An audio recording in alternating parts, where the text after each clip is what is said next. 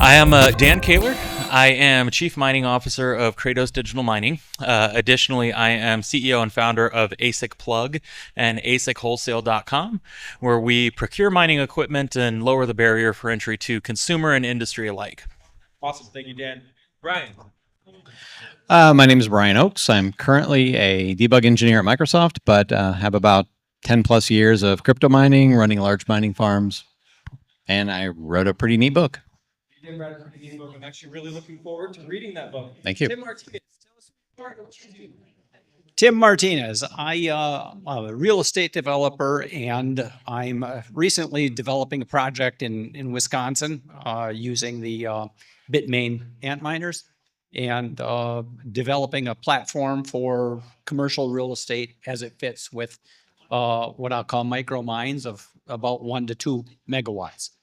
So, what is the biggest challenge you had when getting into the mining industry? Any of you want to take it away? So one of the challenges that I ran into in the very beginning was I was doing something that no one else was doing. And so one of the things that people never realized was when I started, I was running totally about 10 pentahash before that was popular. I actually had about 7 megahash power. We're talking 2013, 2014. And so I was quietly running that. So how do you acquire that type of equipment? You have to find, different sources.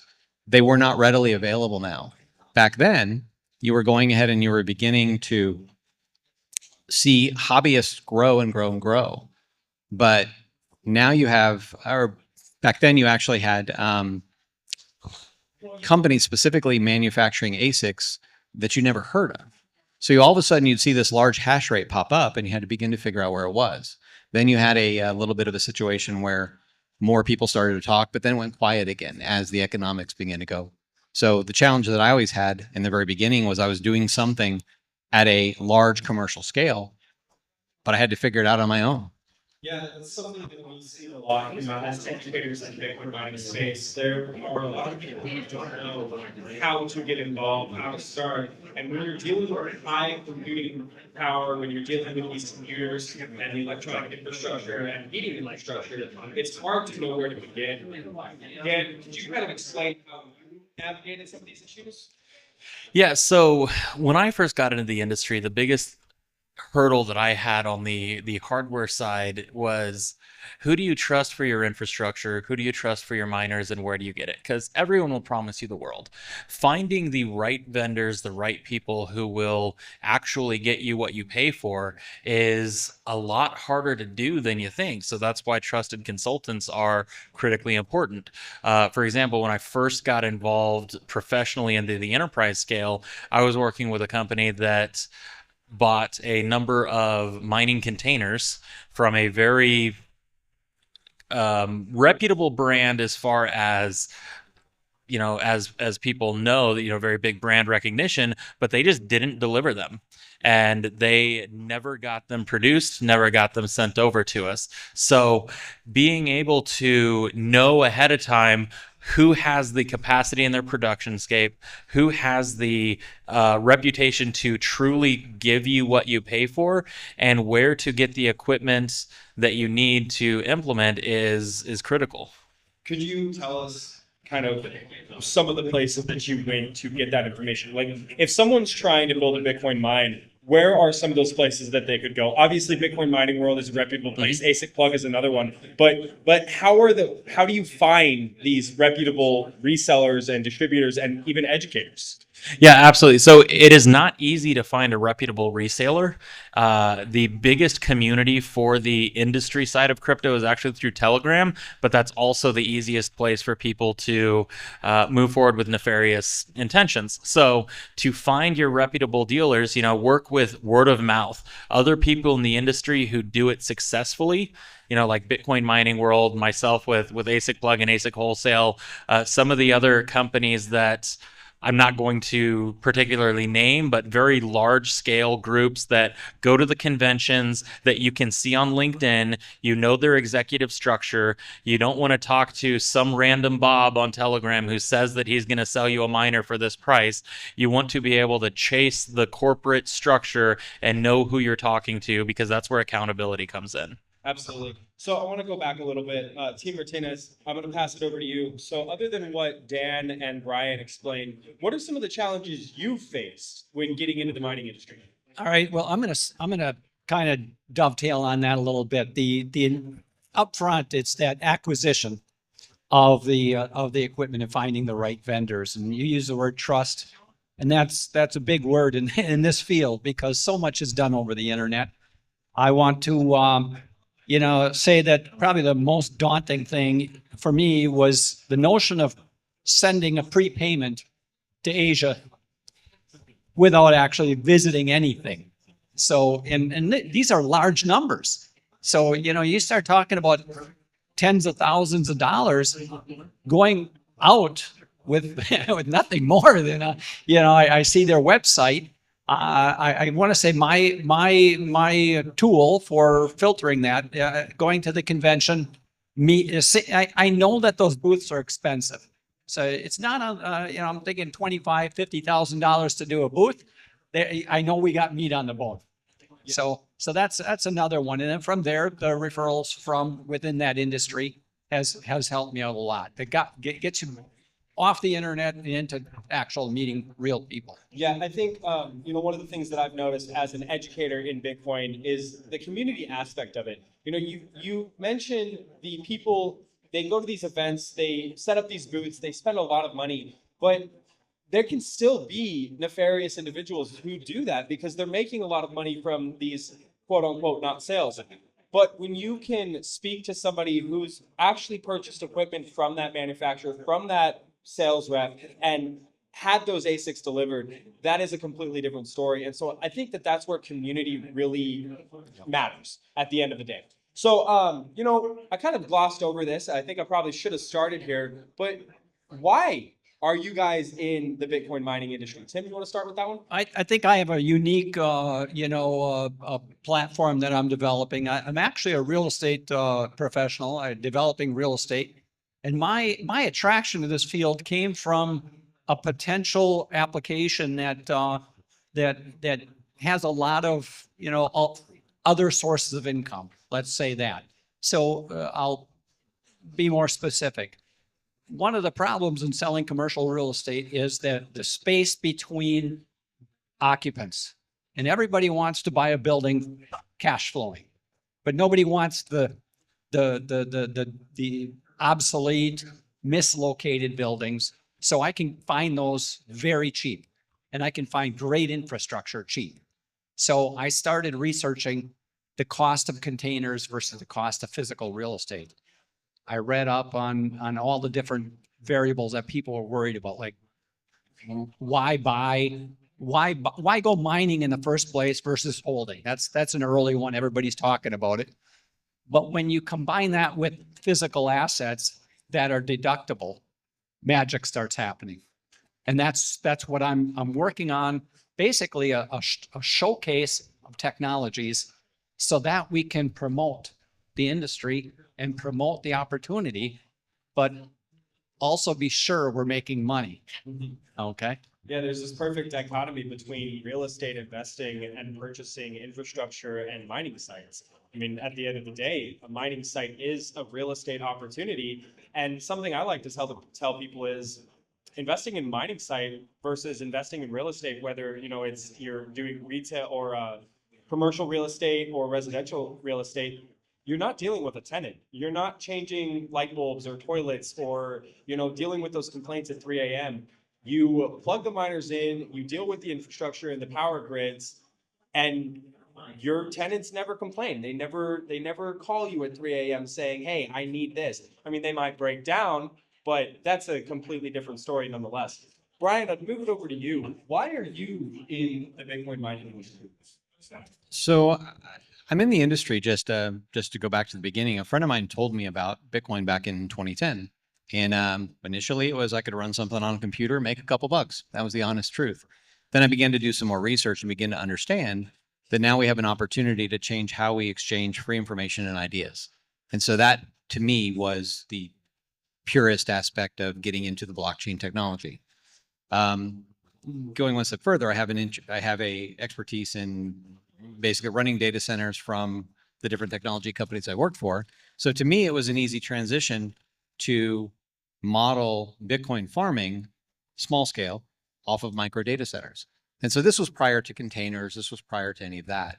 And so you actually asked an interesting question. We've talked a little bit about this. Back when I was beginning, you had to learn about power because you didn't have consultants. But we also had an industry that was sharing of information. Now we're getting back to the point where you have companies who are providing consultancies and providing. But when I initially started, you actually had a hobbyist industry that was beginning to grow, and then it stopped. And it became about the dollars. Yeah, and we've seen this industry grow over time, over the last 16 years that Bitcoin has been around. But that doesn't mean that it's just plug and play solutions. It doesn't mean that you can just buy a mining site and be profitable. Oh no, not at all. In fact, one of the things that I ran into very early on was explaining to the power companies what I wanted to do. Yeah. And I'm from Texas, so we have deregulated power, and I had to find specific real estate sites that were not co-op, they were actually biddable power. And so we ended up having very low power rates very early on prior to what you see now. Yeah. Dan, I'll pass it over to you. Why are you in the Bitcoin mining industry? So my background has been IT engineering and network administration, as well as executive operations. So I got pulled in to consult with a company, get them set up with rural connectivity for data flow. And in getting involved in that project and specking out what they needed, I fell in love with the concepts, and they made me a job offer. So I full-time jumped over into that space as the director of network engineering for a crypto mining company. From there, I moved into president, and I was just heavily involved in multiple operations there. And now I've expanded out into another entity where I am the chief mining officer. And the fact that I can take a site, take a site plan, go in, find the right equipment, get it procured and put together, and then see it grow. It's like it's my baby. I'm putting it all together and having it come up, and then seeing the hash rate go. I know putting together the blocks to make that happen is just, it's a great rewarding feeling. And I'm helping to decentralize the global financial network. One of the factors that people don't really talk about in Bitcoin and in fintech is the humanitarian aspect, where when you're looking at all of these third world countries, these countries where there's a new warlord every other year who throws away the old currency, prints out something all new, the citizenry there cannot get ahead. They can't have businesses. They can't build infrastructure. They can't thrive because there's no stability in the entire nation. When you can circumvent that completely and develop your economy on a blockchain coin, you can suddenly transact. You can have a store of value. You can have assets that are fungible to a coin, which can be used to procure anything else. So it really is the stabilizing force for the third world, and that's something that people don't discuss at all in fintech. Yeah, nobody really understands that, in America, we have it great. Like, we are just absolutely innovative. We're great innovators. We've got a lot of technology. We have a lot of infrastructure, power, all of that great stuff. But in these third world nations, they don't have it. And that doesn't mean that they don't have the smart people who are able and capable of building this infrastructure. They just don't have access to it. And that's what I think blockchain and decentralized tech and money is enabling in these third world countries. You're particularly working on some cool projects that we won't really get into, but these projects that you're working on specifically, these businesses that you're building, are allowing people to live better, more holistic, more quality lives built on the back of Bitcoin. Yeah, absolutely. Bitcoin is a path to success and innovation, and I'm excited to talk more about that stuff tomorrow on the waste to energy panel here because that's going to be a really exciting topic. But there's just no negatives to it. You know, the only negative that people try to put on it is you're quote wasting electricity. Well, I'm not wasting electricity. I'm consuming electricity to provide value, and the blockchain is a decentralized data center network. Whereas if it wasn't there, that power would be used by HP or IBM or some mega corporation with a centralized compute center that is defeating the whole purpose of DeFi and fintech. I couldn't agree more. I'll move on to my next question. So, for the people who are looking to get into the Bitcoin mining industry, what are some of the skills? And Brian, I'm going to ask this to you first. What are some of the skills? What is the most important skill in your mind that they need to learn first before they can make this step to get into the industry? So they need to understand the fundamentals of what they're trying to achieve. What I mean by that is understand the fundamentals of blockchain, Bitcoin, et cetera. But then they also need to choose a different career path, because are they going to be in the support infrastructure, plumbers, mining, or sorry, plumbers, electricians, those type of things? Are they ASIC repair technicians? Are they land developers, right? Because there's so many supporting industries to actually bring farms online, down to the folks who are actually moving containers in place, or the stack of rack guys. And there's a lot of things that people don't realize, right? Had a conversation earlier with someone who was asking about potentially working for a data center site. That's a good job. And people don't see them. But from a Bitcoin technology perspective, I would go ahead and begin to understand what it is, what they're doing, what the bigger picture is, so they can buy into the idea and movement. And Tim, from the real estate side of it, are there any things that people really need to understand before they can get into this industry and be profitable? Okay, I'm going to start with what I hear most often when I talk to new people. People are just coming in and saying, "Could I do this?" And the biggest thing that I hear is, "I just don't understand it. It seems amorphous. It can't get to what's the purpose, etc." So I'm gonna say first, courage, the willingness to step out, learn a totally different thing potentially. It's daunting. Okay. So do you need to know plumbing? No, you can hire a plumber. You can hire an electrician.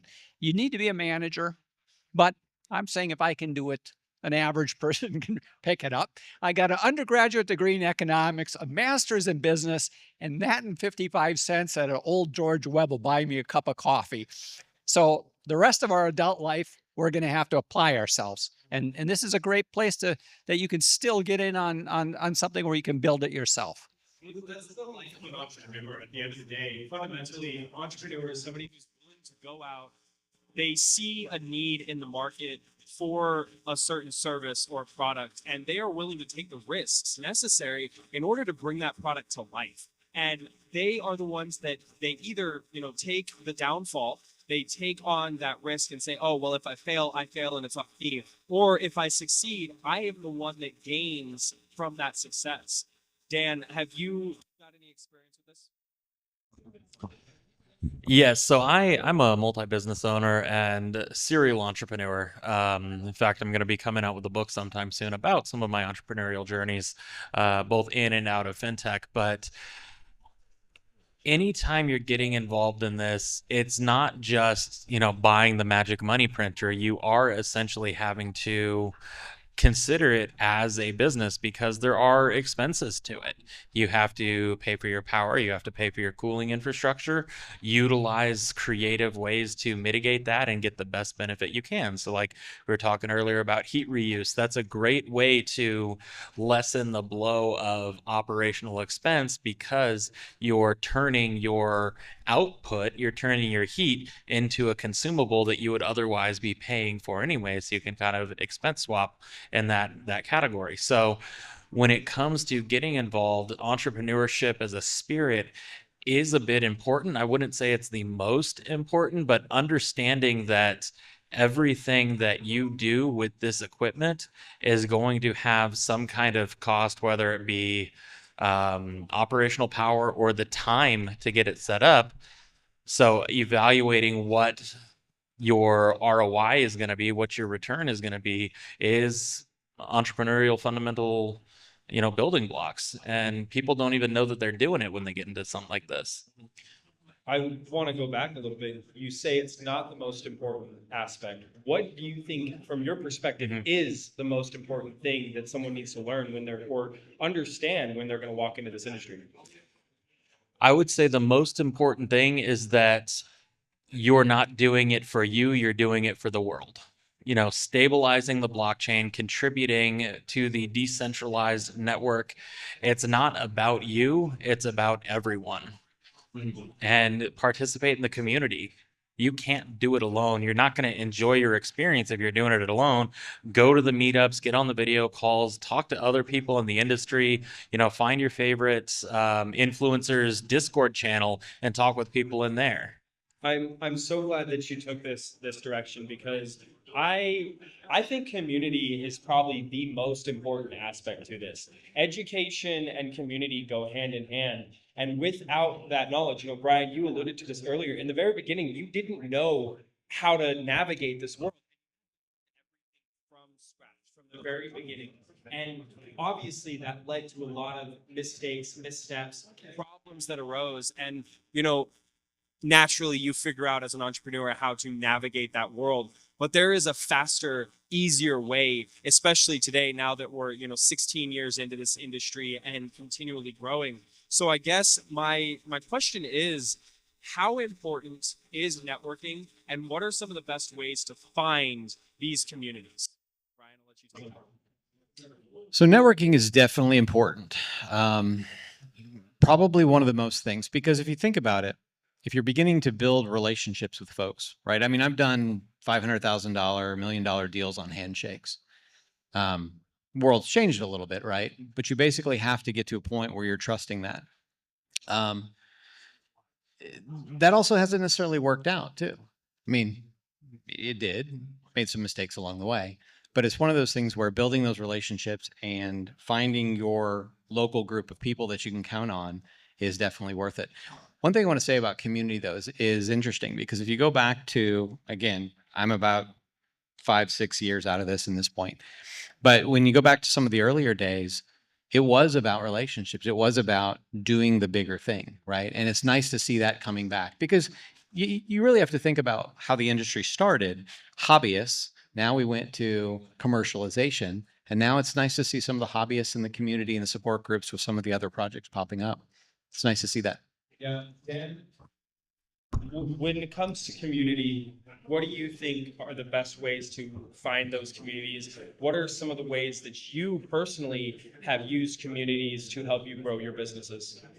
Yeah, so Telegram is huge in the industry. Joining groups that are specific to a certain concept. There's groups on immersion cooling, on water cooling, on bit axes and nerd miners, and all kinds of different systems. There's Bitcoin maxis. There's people that are on the altcoins. So you can find a niche group of like-minded individuals at any aspect, and I love it because I get to interact with all of them. The conventions are both the in-person conventions can be a very exciting place to learn and meet new people. And like I said before, your favorite influencer in the industry, they're probably gonna have a Discord channel. And if you go in there, you'll be talking with a whole bunch of nerds about a whole bunch of stuff that you're in love with, because they're your kind of nerds. Mm-hmm. And that's the best place to get in there and find those people. Personally, I think that So I think that at the end of the day, thank you, Dan. So I think at the end of the day, when you look at individuals, we all enter the workforce from a different perspective. We all have a different understanding and a different knowledge base. And that means that, we could be looking at the exact same problem, but we're going to have a different solution to it. And I think that this is why networking is so important, because my solution might be different than Dan's solution or Brian's solution or Tim's solution, but that doesn't mean that it's right. It doesn't mean that it's wrong. And if we can come together, maybe Tim's solution has certain aspects of it that are valuable, but my perspective lends to say, oh, well, maybe this thing doesn't work, but this thing does. So if we put our collective minds together, we can actually come up with something that is reasonably valuable and works. And so that's kind of why community is important, because we can put all of our brain power together in the same place and create something incredible. And that's, there's this phrase in entrepreneurship that nobody does it alone. Everybody starts and takes that first step alone, but nobody ever finishes alone. I mean, you look at Steve Jobs, you look at any successful entrepreneur, they didn't get there by themselves. All right, so I'm going to move on. The next question that I have, and I'll start with you, Tim, because we haven't really heard very much from you. So can you share a mistake that you made in your early career, and what lessons did it teach you? Well, first, if I could go back to that last one. If you want to go someplace complicated, go with a number of people. If you want to go someplace fast, go by yourself. So, the thing about entrepreneurialism is that it's a very lonely place at the start. So I personally love having other viewpoints on board with me. Okay. I feel like there's safety in that. Okay. Now, your question again, please. Yes. So my question is, when you started and as you were beginning to build your business, what are some of the mistakes that you made, and what are the lessons that you learned from those mistakes? Okay, I'm going to take mistakes in a slightly different direction because I make mistakes regularly. Okay? But they're not fatal mistakes. Okay? So let's say you book a airfare to a convention, you forget that you've already booked it on another place. Do you beat yourself up over it? Do you fire yourself? No, we're gonna keep moving along. So I try not to make the fatal ones, but I think that the strength is in realizing when you're doing a brand new process, account for a percentage that are just going to be wrong. Do you have any stories? Can you really highlight one of these mistakes that you might have made? Maybe it's not a fatal mistake, but maybe it's one that you still think of to this day and you're like, man, Tim, why did you make this? Well, it's not uncommon for me to go buy by big, I mean 1 million square foot facility. Okay. I remember going to one and my wife was with me and she started crying when she saw it. Okay, just what are you going to do with this? And, until you've lost about $30 million yourself, you don't know what a mistake really is. But learning from it and then growing up and saying, okay, we're gonna go on and try it again. We're gonna do another thing. So, try to keep those to a minimum. But I will say that one of my fallbacks and why I feel real estate, especially for a beginning miner, is that I've had business opportunities. Here's one. I started a bookstore at about the same time as Jeff Bezos. His did better. Okay. Now that one, I was running short. The books weren't selling. People wouldn't want to read. Okay. But at the end, I made all the money back that I lost on the bookstore by selling the real estate. It was a wonderful security net to make up for that. So again, another plug for it's a backup to what we're doing. 100%. Brian, I'll move that question onto you. When you first got into the industry, and maybe even today, what are some of the mistakes that you made and the lessons that you learned from it? Well, I have a $31.5 million mistake that I wrote a book about, but we can talk about that later. And coming to the realization that ultimately I did make some of the mistakes and some of that, but some of the mistakes that I've made, because I'm a tech person at heart, a tech person who likes to think they're more of the business person. Probably more of a business person now, but initially when I get started, I was obsessed about the nuances of the details. And people around me who understand my personality or personalities, depending on the day, they've noticed that I tend to get bogged down in those details. And so one of the things that, my wife always reminds me is don't sweat the small stuff, continually look at that bigger picture, bigger vision. And as much as I wanted to tune a machine to get X number of hash rate versus power usage and wanted to spend that extra little time. Did it really matter in the grand scheme of things? No, because the amount of time I was taking the machine off to do those tweaks, I would have already made it if I would have just left it online. And when you bring somebody in who has that perspective, not the deep techie piece, and can give you that oversight, make sure you listen. And in my case, there were a few times I didn't, and she and other business partners have reminded me of Yeah, about like that goes back to community. I mean, you know, it doesn't necessarily have to be an online community. It could be the people that you surround yourself, like your wife or, you know, your son, or just somebody who has a different perspective and they don't fixate on the same problems that you fixate on. I think that's really important. Dan, I'll pass it on to you. So early on, when I got involved with the first mining company I joined, we had brought in some hardware. We were doing some proof of concept testing on diesel generators to show that, yes, we have the know-how to put together containers. These were self-built. We had a bunch of used miners that we brought in from China. And the vendor that we trusted to do that promised they sent their agent out. They tested everything. They inspected, and we would get all these reports. And they just didn't do that due diligence. And we, on about a $1.7 million hardware order, we put in about 1.4 up front to get everything. And these specific miners were using the old kind of data style where they would daisy chain to each other. But a number of the ports on the miners were defective or blown out. So you could no longer daisy chain, meaning you're breaking your chain of hash power. And they claim that they tested them all, but they didn't test them in the way that the equipment was designed to be effectively operating. So this really came back to bite us when we had a bunch of defective units, and ultimately our cumulative hash power that was capable was well below what we were sold on. And that was due to negligence, and unfortunately that happened, the vendor selection happened before I was involved, but the impact of that was, you know, we got hosed. Never ended up really even being able to effectively run those projects, and that delay tanked that expansion for that site. What did you learn from that experience? So what I learned from that experience is, like I said earlier, find your trusted and vetted suppliers. Work with people that you know you can rely on, and especially when you're talking, you know, 7 and 8 figure deals.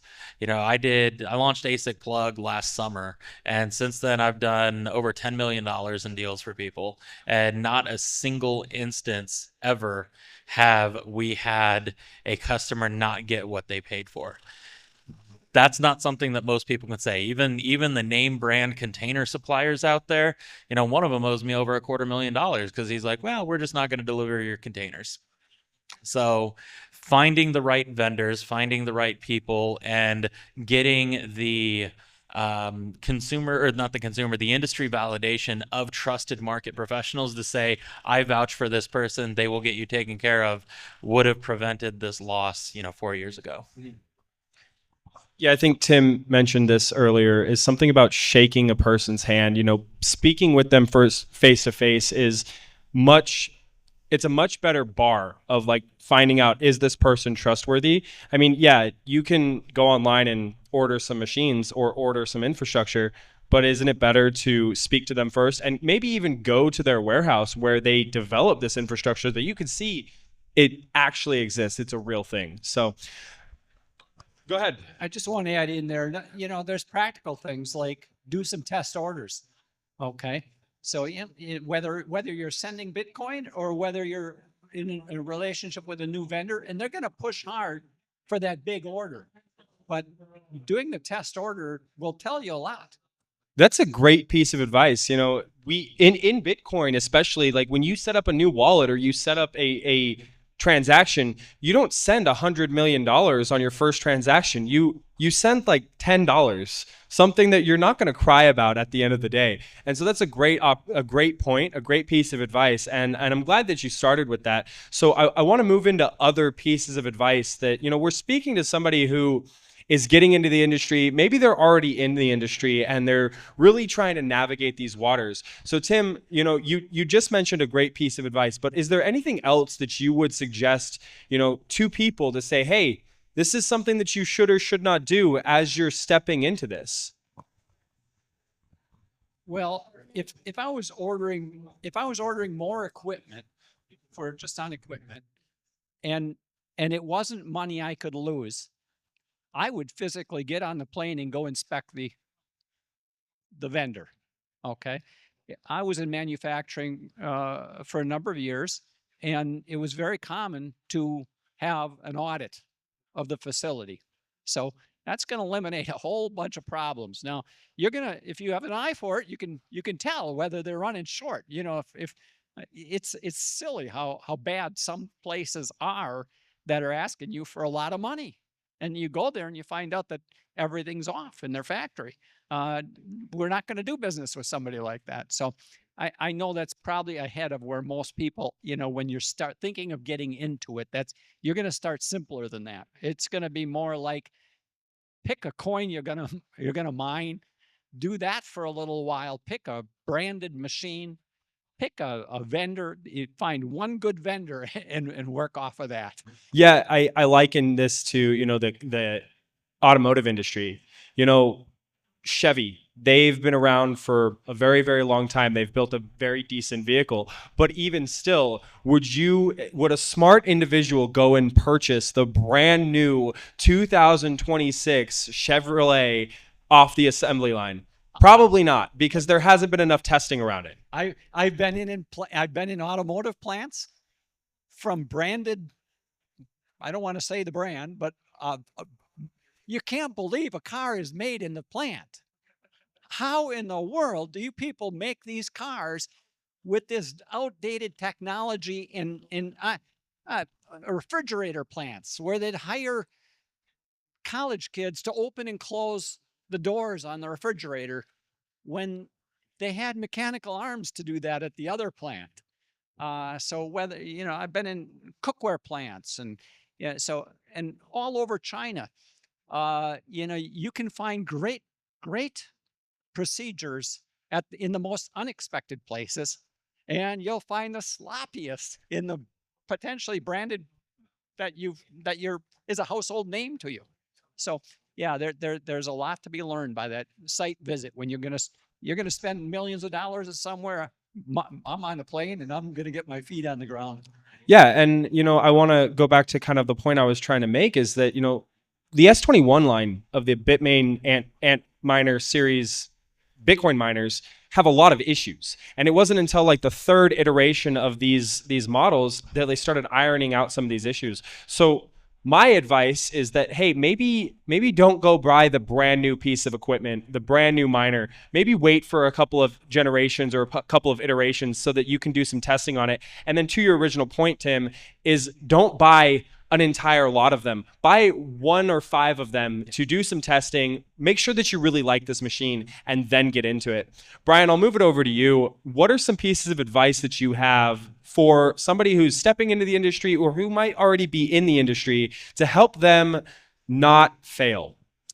Never risk more than you're willing to lose, right? So some of the best advice I've given to people specifically to just crypto investing, let's just talk about that for a second, is, you know, the joke I make is never give more never invest more than you're willing to give to your meth addict cousin, right? And the reason is it can potentially all be lost and there's nothing you can do about it. But there's something to be said for a strategic risk, right? So one thing that I did when I was running my farms is we always had additional streams of income. Something as simple as running a computer with some hard drives to provide offsite storage, things like that. Because that provides a consistency, then we wouldn't necessarily have to sell the cryptos we're mining. So go into it with a strategic risk, figure out what you're willing to lose, find a good support group emotionally and technologically, because the industry goes up and down and up and down. And I've seen the ups and I've definitely seen the downs. Yeah, you have had some very interesting experiences and devastating losses as well. I mean, on the side of advice, when something happens that is almost devastating to you, to your business, to the people around you, what are some of the ways that you can deal with that so that you don't get consumed by this financial loss? In most cases, you just need to take a step back and be grounded in reality. Technology is great. I love it. but we still have our friends and our families. And I still go back to that, right? Because at the end of the day, no matter what loss you have or what success you have, all that can be taken away in a moment, and you still have the people around you.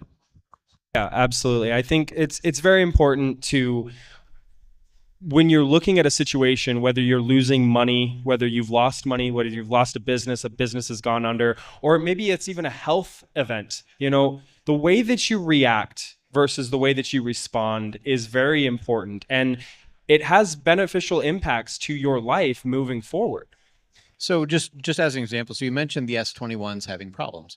Well, I had a whole farm of S17s that had problems, right? I mean, now they make video. I think Scott did one that had Jingle Bell videos in it, right?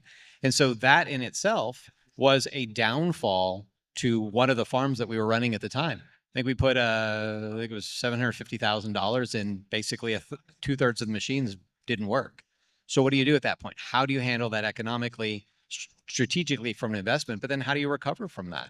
And so in this particular case, we actually cut our losses, sold some other things, because again, you still have to run a business, but how you handle that and how you approach the business, yeah, some people handle it well, some people don't. So Did you build another farm after that S17 mishap? that was the beginning of the end of my farming. And the reason is effectively I ended up riding the price up, sold a lot of machines. So we broke even on that. But then we ended up holding back, scale back on mining and watched the real estate industry, and actually sold the properties and got out of the mining business, and had all of the sites that I had ended up turning into great real estate investments. So, Yeah, like Tim said. So- I mean, some of the things though, and this is where it's strategic risk, right? Sometimes you have to exit, sometimes you have to re-enter, right? And so in where I am in Texas, timing wise with COVID and what else was happening, the sites that I had actually turned into great real estate investments with power contracts that were locked in for 10 years. So I sold them to other people who wanted to run a farm. yeah, I think, like I was mentioning, Tim, you mentioned that real estate is a great investment. And at the end of the day, even if you're building a farm, whether you're building a high rise, you still have that land, and that can help you recover from some of those financial losses. Dan, I'll move it over to you. What are some pieces of advice that you have for people in the industry who are, just getting in or have been in the industry for a little bit, to help them from failing? To help them from failing. That's ominous. Failure can be defined by a number of different characteristics, and it really depends on what their goals are. If you're just talking blanket across the board, throw money into the industry, get equipment, and don't fail, I would say you'd be looking at a diversified set of equipment in a hosting facility that you're not responsible for the infrastructure difficulties on. If someone's going to come to me and say, hey, I have 50 grand, I want to go into mining, we'd select a couple of good high performing machines, put them into a host, possibly diversified hosts, where that will minimize their costs of operation and maximize their return on it, versus for 50 grand, you could build a shed in your backyard and put a couple of miners in there, but then you're self-managing it, which will make you have a much higher propensity for failure. If you're an institutional customer coming in, like I worked with a client who put many, many, many millions into equipment, we had to sit down and have the discussion. Okay, do you want to own a facility? Do you want to put 2 million into infrastructure, power contracts, and getting that set up and then having staff? Or would you rather go into that hosting structure? And what we ended up doing is he chose to go into hosting, and got to a point where at the height of Doge a couple months ago, he was profiting $900,000 a month. That's a lot. That's a lot. Now that a lot of that mining is in the script space, now that we're with lower Litecoin, lower Doge, still profiting very, very well, but not $900,000 a month. Well, so for him, what is the propensity for failure? Is failure profiting less than $700,000 a month, or is it less than $200,000 a month? That's going to be where that kind of loaded question comes on, and it's hard to get more specific than that without knowing what the end user's specific goals are for the project. I'm glad that you went with goals. Brian, we had a conversation yesterday in the car, and we specifically talked about what does success look like for you? What do you want out of life? And I think that particularly when you're looking at building a business, doesn't matter what industry you're in, what do you want to get from it? You know, what is your ideal outcome? And then moving backwards from there. Can you talk on that a little bit? Sure. So the thing we were talking about was also the question I like to ask people is how do you define happiness, right? And happiness is subjective. So if happiness is tweaking knobs on miners, cool. If it's running a business, great. And it's all defined by everyone individually. For me, I like to see things to conceptualize an idea and see where it goes.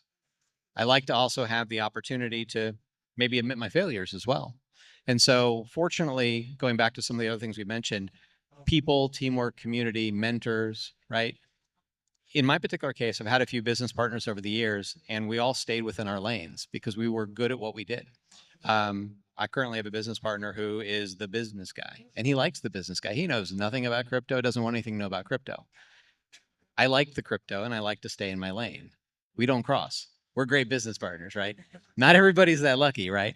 But one of the things that we've done is as we've progressed as partners, we've also become each other's mentors. So I've learned things from him and vice versa. And so we have, as we've, developed the relationship, we've also figured out how we as individuals define happiness. And we've taken the business that we like to have and we've charted our course that way. Yeah, I think that's really important. You know, Tim, I want to pass it over to you. Your definition of happiness, your definition of success, and how has that impacted your business? So I remember a guy from the early 1990s standing on the Capitol steps. His name was Matthew Lesko. Do you remember Matthew? He would stand on the Capitol steps. He was U.S. Capitol. He had a suit with question marks. Yes. It was a brightly colored suit, and he made a fool out of himself. And his point was, all I want to do is work with people, have fun, and make money. Okay? And it was balanced. Okay? So look, we all want to have some good times in life. We're going to spend most of our time in our career. We have to make money to pay for everything. That's success. Couldn't agree more. I think really every person, it's going to look completely different. You know, what you want to get out of life and what your version of success is. But can you, when you walk into a business, when you decide you want to be an entrepreneur and you want to build this business, can you look at it, good, bad, and the ugly, and say, I learned everything I could. I made failures, but I learned from those failures and I was happy. I am happy. Because whether you succeed or fail, I mean, I think that can define success in a way, versus if you're doing something and you're not happy that you're doing it, how can you even begin to be successful? So absolutely. The human body is a wonderful thing.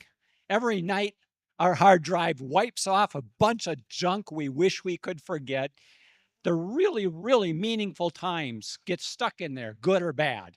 Those most extreme moments get put in there. So let's try to get as many good things into that hard drive that are going to stay with us, that are meaningful, and that's success. Absolutely.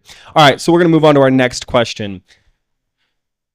Trying to stay up to date with trends. I mean, Bitcoin mining is something that is constantly evolving. We've seen this evolution from CPUs to GPUs, FPGAs, ASICs, and now we're, innovating and getting more efficiency gains and stuff like that. And when you're investing hundreds of millions of dollars into your business, trying to, capitalize on some of this new wave technology, what are some of the ways that you stay up to date on these trends so that you can continue to capitalize on these investments? Dan, I'll pass it off to you first. So staying up to date on the trends is Not always easy, especially today, early April, when a couple of days ago we had April 1st, and there was a lot in the industry of spoofed miners coming out. Even Flight Radar had a spoofed Concorde flight that everyone's trying to get on that. So, in this digital age of not knowing what is or is not fact, it kind of goes back to before.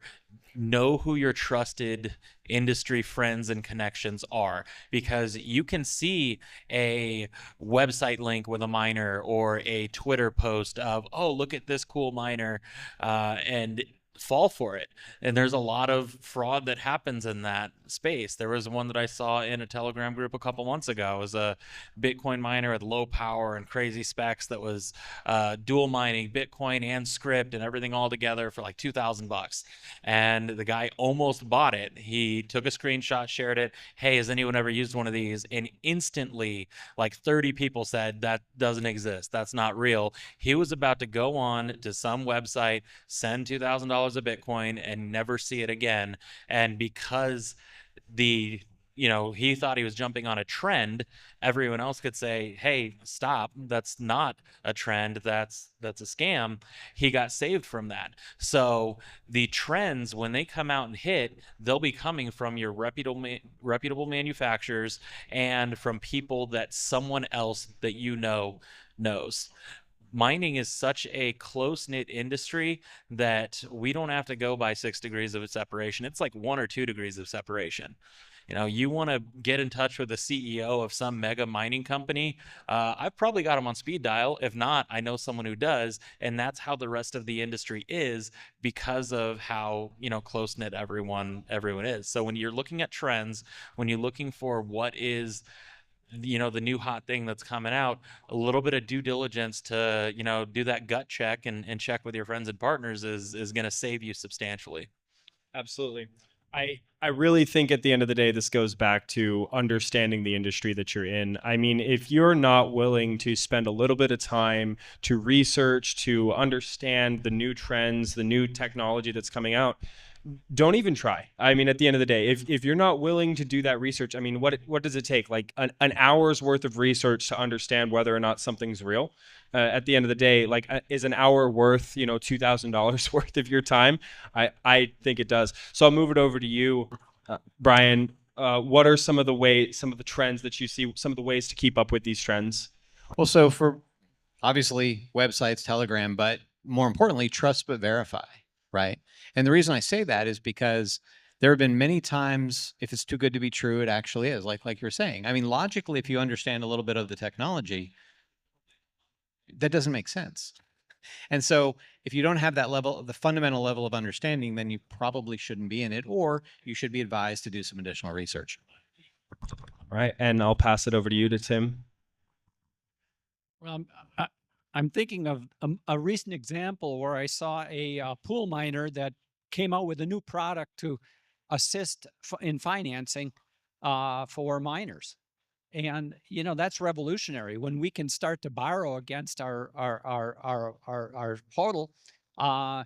If we're confident in what we're doing and our stakeholder relationships are strong, look, there's not that much risk. It shouldn't be, just last year, with the we're throttling at the banks for if you couldn't go into a bank and say, well, I'm a Bitcoin miner. Let's get a ABL loan out, and you couldn't even say it. Okay, so I'm anxious for that new trend to hit. And where do I see it?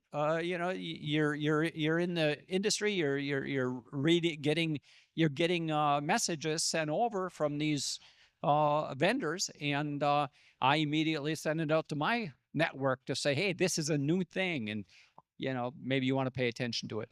Yeah, just again, keeping up with the information. There's tons of newsletters out there from industry leaders, Bitmain, Canaan, and others. They put out this information, and they're not gonna lie. I mean, well, maybe they will. I mean, there is some nuance between the new 2 nanometer chips versus the 5 nanometer chips, but that's neither here nor there. At the end of the day, you can get this information, and people who have already experienced the tech, they're going to have a better understanding of it versus, just buying it from somebody in China and never having put your hand on it before, to Dan's point. So, my last question before we wrap this up and we take a 20-minute break is the role of mentorship. We mentioned community, we mentioned, minds coming together. What has the role of mentorship? Have you had mentors that have helped you? Maybe it's not particularly Bitcoin mining, but mentors help us to understand and navigate certain paths and look at things a little bit differently. So what are some of the roles of mentors, and who are some of these people that you've had in your life? Tim, I'll pass it over to you. I didn't have that good fortune. I had to pick up the pieces by myself. He was his own mentor. But I want to say that every chance I get, if somebody wants to tour the facility, talk over coffee, whatever the case may be, I'm wide open to that. Okay? Because I wish I knew somebody like me before I got into it. Absolutely. Brian? So in my case, I've been the mentor and the mentee, right? But the value is a mentor, if anything, is someone you can talk to who can maybe give you some advice. Think of it as a technical therapist, right? Because a lot of times you already kind of know the answer. You just maybe need that reassurance from somebody going through to make sure that you're not completely off the wall. And then if you have a mentor from the technology side who understands what you're talking about, if anything, they help you validate and vindicate your own answer. 100%. Again, we had this conversation yesterday, but I have somebody in my life that I, respect dearly, and they have told me time and time again, every moment in your life is either a teaching moment or a learning moment. It is up to you to define which one it is. And that doesn't mean that you have one person who is the only mentor in your life. I mean, children can be mentors to us if we can look at what they're teaching us in that present moment. And so I think it's very valuable to look at the people that you surround yourself with and try to grab information and their perspective. Going back to that community aspect is, how do we look at what they're trying to tell us from their perspective and overlay it into our lives? Dan, I'll pass this last question over to you. Mentorship. So that's something that I've been on both sides of as well. Getting into this industry with a background in infrastructure and technology and executive operations, I brought that specific skill set. However, some of the aspects on the finance side, such as depreciation modeling, comparing to difficulty to coin price projections and things like that, I had a mentor, his name's Britt Swan, who is heavily involved in finance with an oil and gas background. In aspects of everyday entrepreneurship and business, I've got mentors that I look up to, and then I've got mentees that look up to me. So this industry, just like many other business industries, allows for such a strong, cohesive collaboration that it really is about lifting everyone up. I mean, when you look at blockchain and how it works within the crypto space, you could take the attitude that any miner that plugs in anywhere takes away from you, because it's all one shared pie that we're all trying to get our little piece of.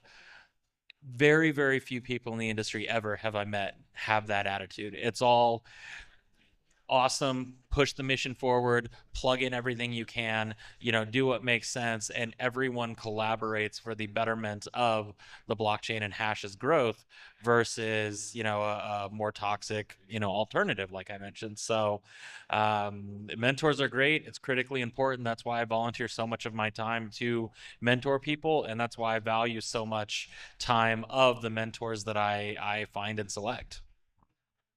I couldn't agree more.